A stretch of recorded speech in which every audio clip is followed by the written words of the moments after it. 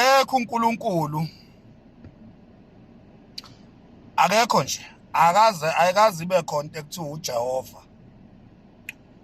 uJehova umdali wezulu nomhlaba akekho. Engekho nje le imbudane, inganekwane, umsangano, umsunu. uNkulunkulu akekho, umoya engcwele akekho. uJesus Christ, uJesu ekuthiwa uyindodana kaNkulunkulu, umsunu wakhe nje, into engekho yonke leyo nto leyo. Akekho uMaria, ayikho intombazane eyayigane uJosefa ekuthiwa uMaria, eyamithiswa umoya, masemba lawo. Ayikho leyo nto leyo, shidi loso story leso. Uyabona, umuntu nje owamithiswa umoya akekho kule planet esiphila kuyo, akekho.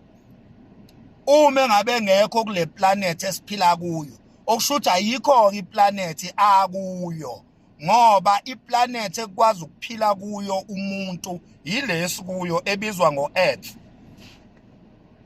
So ayikho nje intombazane eyayizoshada nenye indoda kwakuthiwa uJosefa eyatholakala imithi kuthiwa yamithiswa umoya ongcwele. Amasimba loso story leyo, into engekho lo shit we-story lo masimba lawo.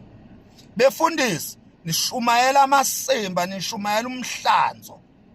Masimba lento enishumayelayo, nize nithi nani nigcwele lo moya ongcwele loyo owamithisa uMaria. Amasimba amanyala yonke leyo nto leyo, shidi leyo nto leyo.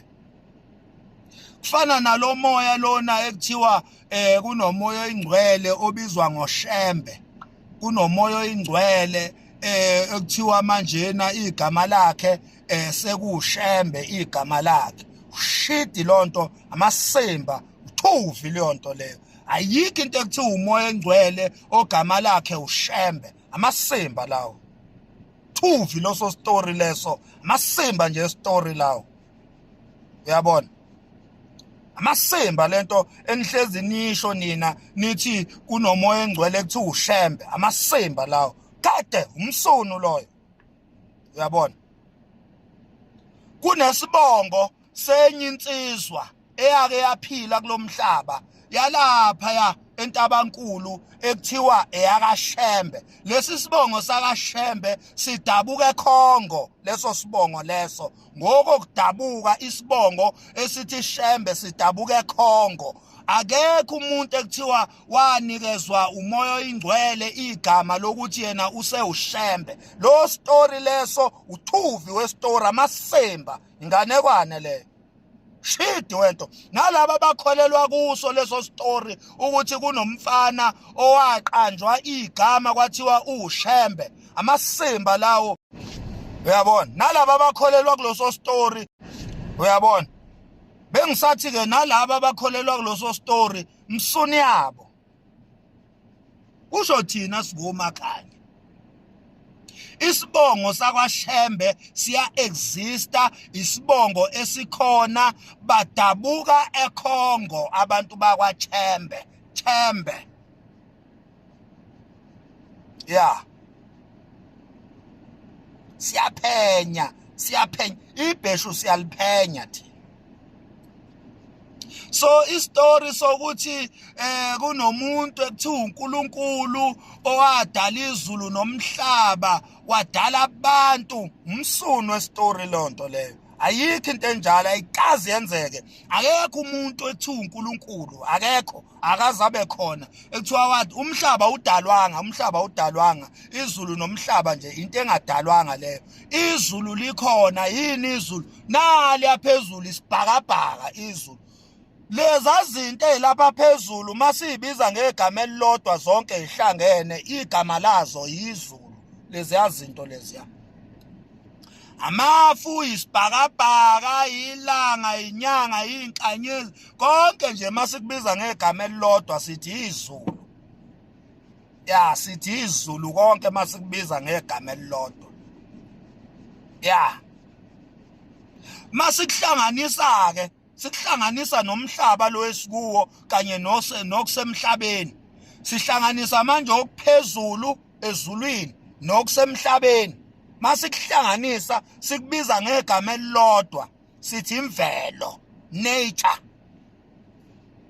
Ayikho into ekuthiwa indalo ngoba akekho umdali.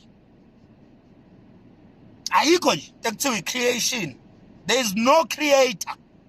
Masim, kwayilelo gama elithi creation and creator, there is a creator of the universe. Umsunu westory loyo. Into engekho leyo.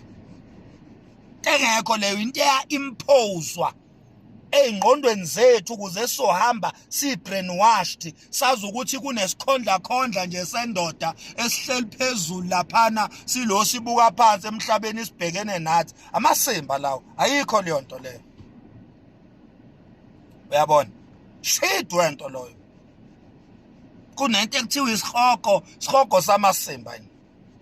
Isihogo samasimba yini. Isihogo yithuna.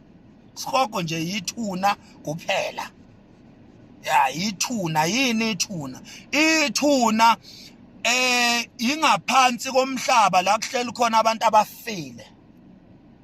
La kuhleli khona la kufakwa khona idumbu zabantu abafile. Igama la leyo nto leyo yithuna. So isihogo ke yithuna. Mawukubiza nje ngegama elilodwa. Abantu imizimba yabantu abafile abasemgodini ogqitshwe ngenhlabathi. Mawukubiza ngegama elilodwa nje lokho ungathi ithuna noma isihogo. Asikho ke isihogo esinomlilo amasimba lawo thiwa ngaphansi komhlabathi kunomlilo. Ububa sobani lo mlilo zinsha?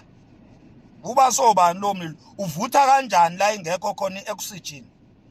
Uvutha kanjani umlilo la ingekho khona ioxygen? Msunu.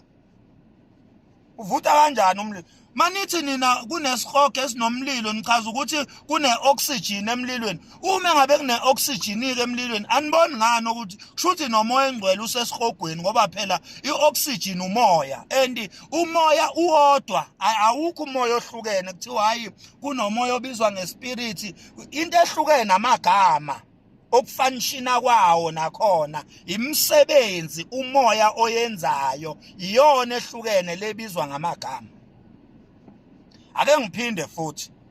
Into ehlukene ngomoya imisebenzi ewenzayo. Miningi imisebenzi eyenziwa umoya owodwa. Manje leyo msebenzi ke inamagama. Yiwo ke lawa ekuthiwa ke omunye mangabe ukhola usonta. Ukholelwa ukuthi wena loya moya olapha phakathi esontweni loya moya wokusangana wamasimba loyana wokuqamba amanga. Ukholelwa ukuthi wena loyo umoya oyingcwele Holy Spirit. Lamasimba lawa okuthandaza ukholelwa ukuthi umoya engcwele loyo. Yini ifunction eyenziwe emasontweni.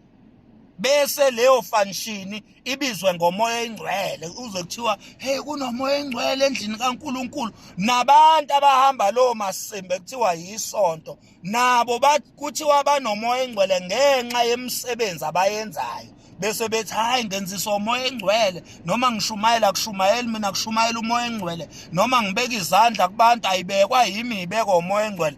Ifunction eyenzekayo ebizwa ngegama elithi umoya engcwele.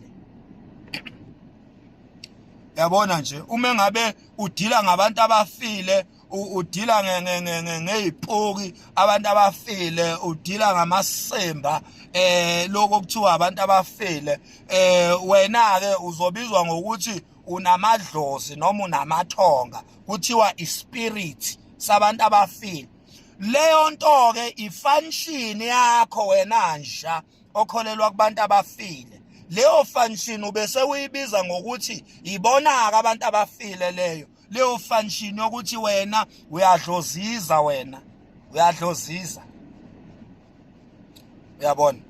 Sanje ayikho bakwethu into ekuthiwa uHoly Spirit, uNkulunkulu, uJesu, uSathane, umoya engcwele, uevil spirit, amasimba yonke leyo nto leyo. Kusho thina singomakhanya okuphikayo lokho kade niyangidakelwa.